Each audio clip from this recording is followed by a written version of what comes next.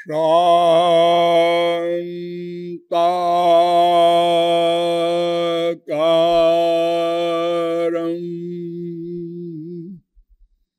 भुजगशयनं पद्मनाभं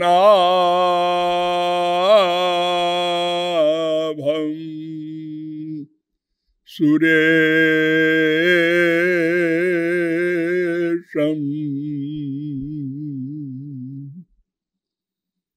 विश्वाधारं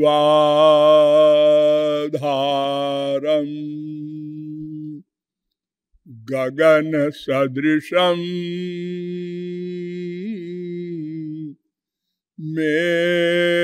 मेघवर्णं शुभांगं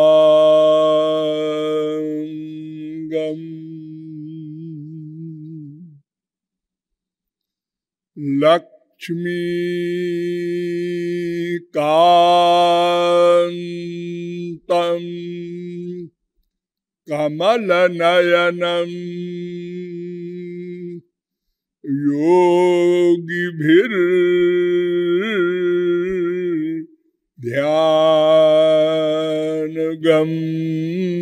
योगिभिर्ध्यानगम्यं वन्दे विष्णुं भवभयहरं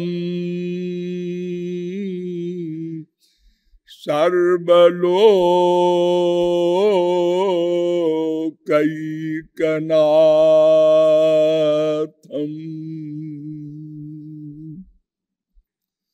उत्फुल्लतापिच्छ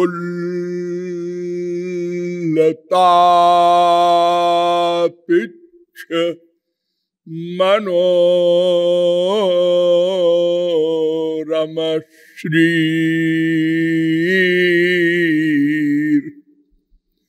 मातुः स्तनन्यस्तमुखारविन्द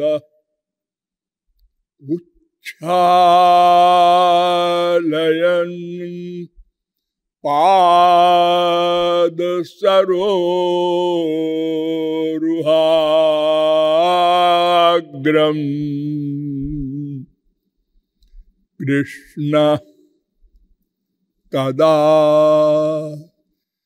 यास्यति दृक्पथं मे यो ब्रह्माणं विदधाति पूर्वं यो वै वेदांश्च प्रहिणोति तस्मै तग्वं ह देवमात्मबुद्धिप्रकाशं मुमुक्षुर्वै शरणमहं प्रपद्ये।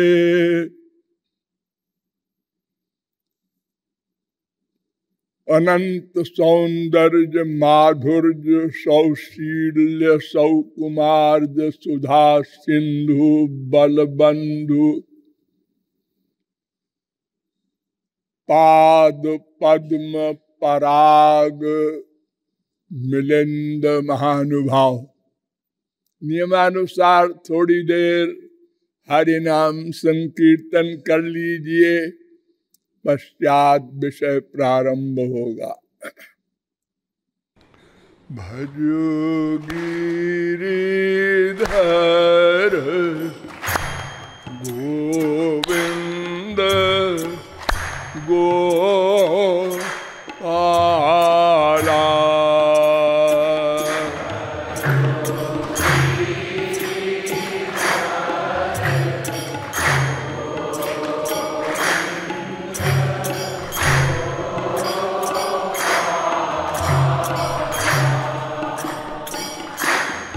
भजो गिरिधर गोविंद गोपाला।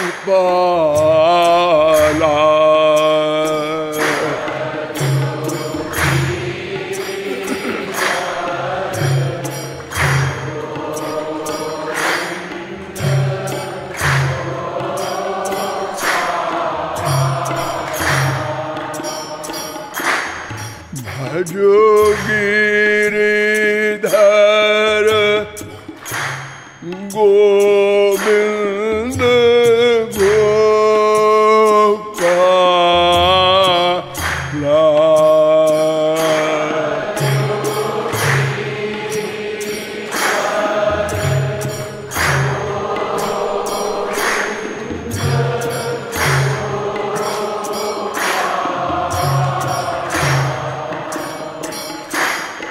भज गिरिधर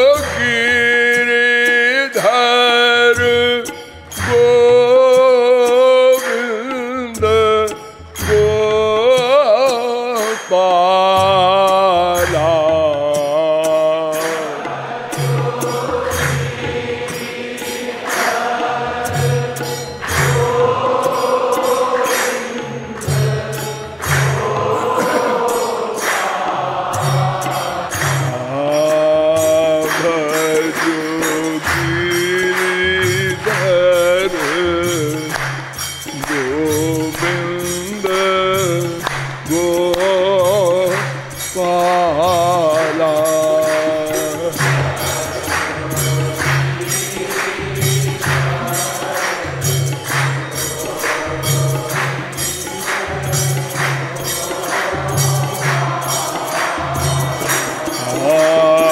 भजो गिरिधर गोविंद गोपाला।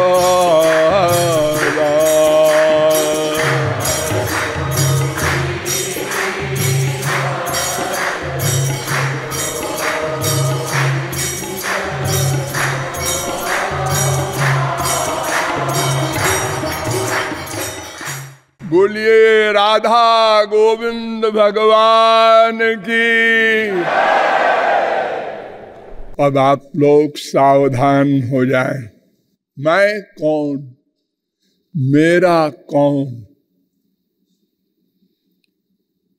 इन प्रश्नों के समाधान में अब तक आप लोगों को बताया कि समस्त विश्व में केवल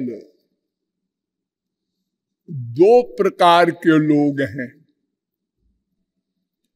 एक वे जिन्हें हम अज्ञानी कह सकते हैं और एक वो जिन्हें हम ज्ञानी कह सकते हैं। गंवारी भाषा में एक मूर्ख एक समझदार, इन दोनों में मूर्खों की संख्या 99.9% है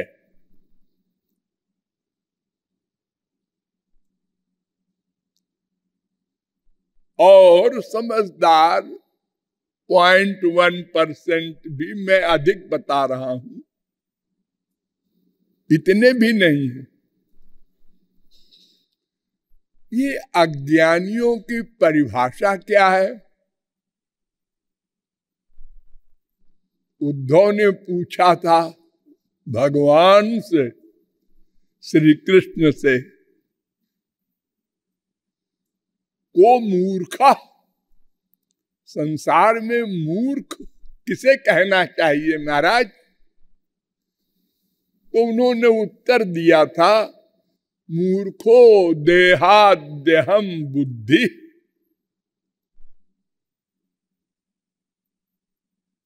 पंथा मन निगम स्मृता। 11:19-42 भागवत। मूर्ख उसे कहते हैं जो अपने को देह मानता है।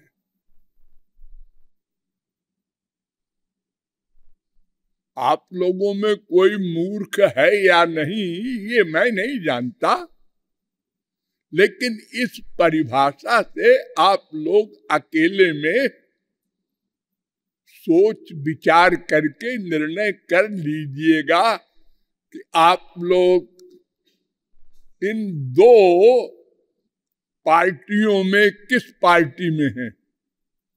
अर्थात आप अपने आप को देह मानते हैं या देही?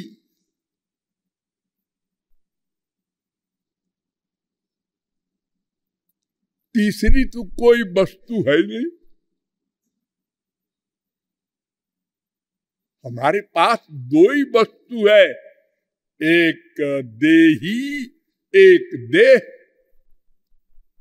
देही माने देह वाला, जैसे धनी धन वाला, ज्ञानी ज्ञान वाला, ऐसे ही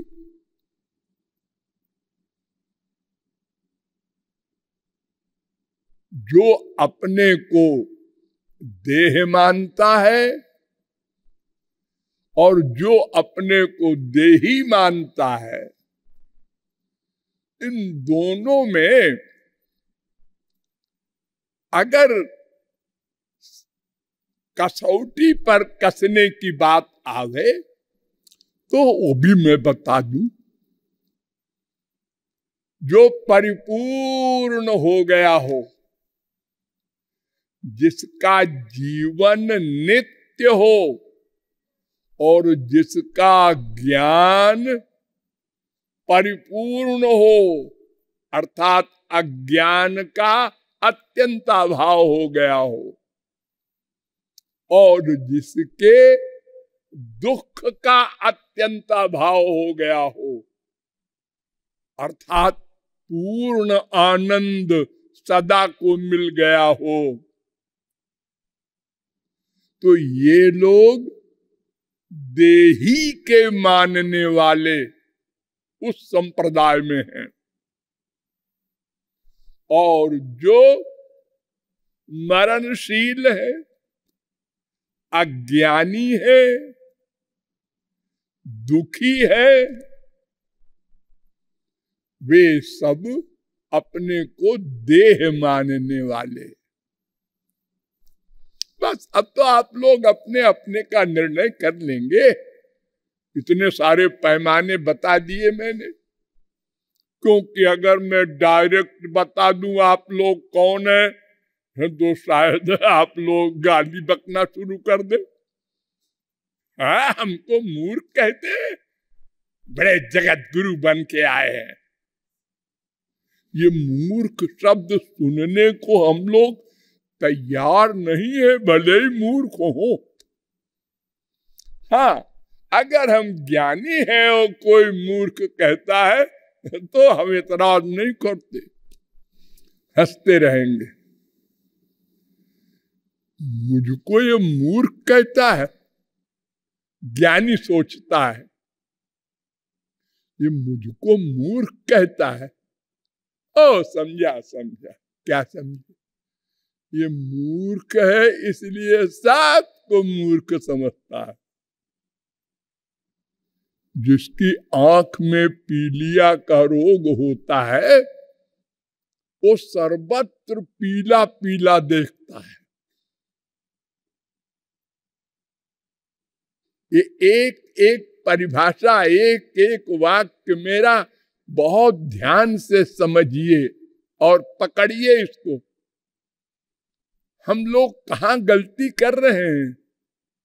दूसरे में दोष देखते हैं। इसका मतलब क्या? हमारे अंदर दोष भरा है, वही बाहर निकल रहा है। सब जगह दोष ही दिखाई पड़ रहा है।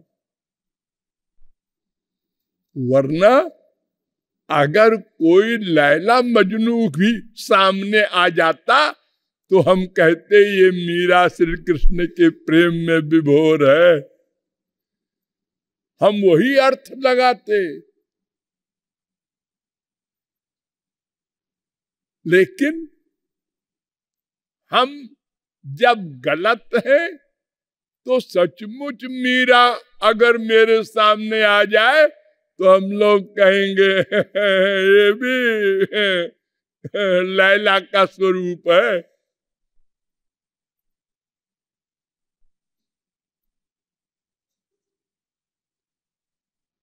प्रत्येक व्यक्ति अपनी बुद्धि के अनुसार सर्वत्र देखता और निश्चय करता है। जब ये गलत निर्णय बंद हो जाए तब समझो अब मैं सही हो रहा हूं। अब मैं किसी के दोष को नहीं देखता, अपने दोष को देखने का अभ्यास कर रहा हूं। क्या कमी है मेरे अंदर? इसने हमको मूर्ख कहा परसों, और आज तक मैं जल रहा हूं।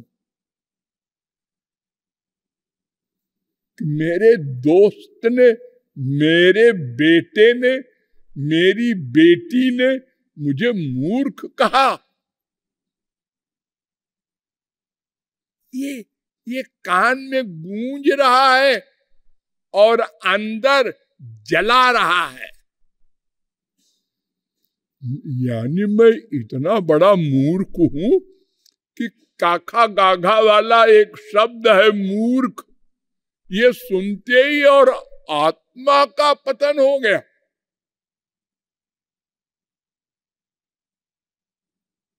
इतना क्रोध, इतनी फीलिंग, यही पहचान है मूर्ख की। और जब वो बुद्धिमान हो जाएगा तो फिर क्या बोलेगा? निंदक नियरे राखिए आंगन कुटीक छवाए।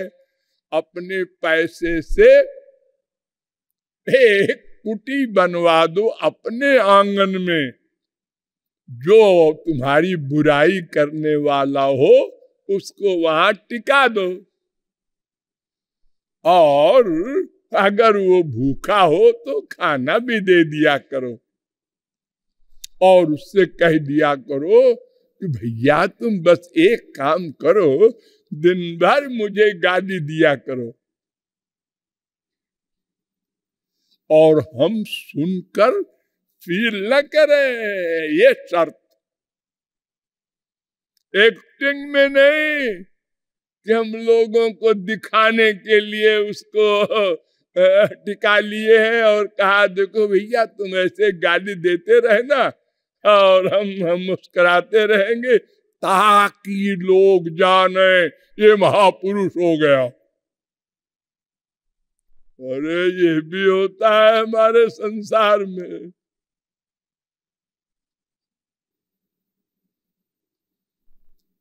सचमुच का। तो जो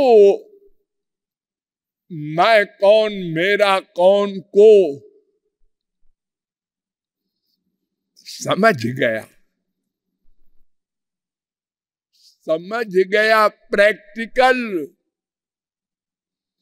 वही समझदार है। और जो इस प्रश्न को नहीं हल कर सका वही ना समझ है।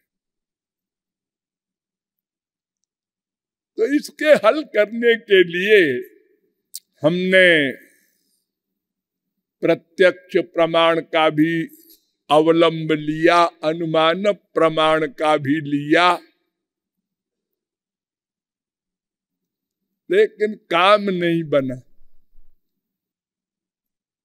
क्योंकि हम जिसका निर्णय कर रहे हैं वो विजातीय है। विजातीय माने जैसे आंख देखने का काम करती है, हाँ, कान सुनने का काम करता है, हाँ, दोनों विजातीय है ना, अलग अलग काम करते हैं। हाँ, ऐसे ही पंच महाभूत की ये इंद्रियां, ये मन, यही हमारे पास है। और जिसका निर्णय करना है वो पंच महाभूत का सामान नहीं है। वो कुछ और है। क्या है ये हम नहीं जानते, लेकिन पंच महाभूत का सामान नहीं है।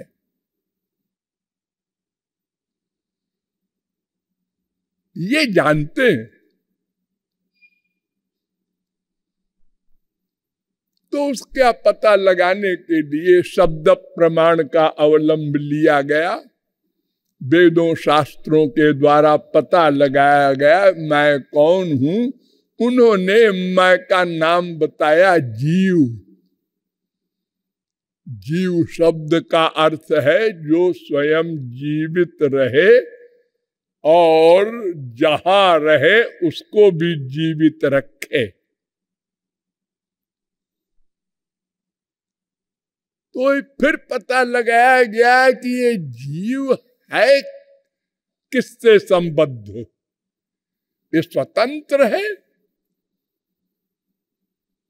नहीं नहीं, पता लगा कि तीन तत्व हैं, अनाद्यनंत शाश्वत नित्य। लेकिन इन तीनों में दो तत्व तीसरे तत्व के शक्ति स्वरूप हैं, अर्थात ब्रह्म शक्तिमान है, जीव और माया उनकी शक्ति है। तो माया जड़ है, उसको छोड़ो। माया के बारे में इतना समझे रहो कि ये जीव के ऊपर अनादिकाल से हावी है, अधिकार जमाए है। देखो भूलना नहीं, एक दिन जमाया नहीं अधिकार, सदा से माया का अधिकार है जीव के ऊपर। क्यों जी? जड़ वस्तु का अधिकार चेतन पर कैसे हो गया? हो गया मत बोलो, अच्छा चलो है, यही बोलते हैं। क्यों है?